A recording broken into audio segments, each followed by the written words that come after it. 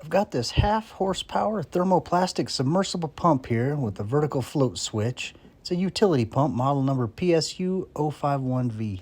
This submersible pump from Rainbro, designed for both clean and dirty water, exudes a remarkable power, effortlessly pumping up to 3,600 gallons per hour.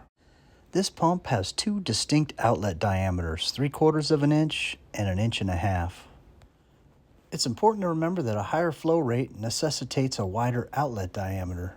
Furthermore, this pump is equipped with a motor that incorporates a thermal overload protector, ensuring its safety and durability. So if the pump ceases to operate, it may be due to the activation of this protective mechanism. Here I'm going ahead and hooking up the garden hose to the pump, and then I'm going to go ahead and drop it in this tank for demo purposes, and this thing worked really well. I've also used this exact same pump for pumping out effluent water in a septic system. The float is awesome with this pump because as soon as the float goes all the way down, it shuts the pump off automatically.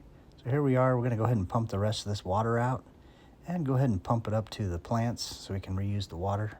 This small submersible pump stands as an ideal solution for basement drainage too. It effectively combats frequent flooding and dampness issues in the basement, often caused by a high water table above the foundation.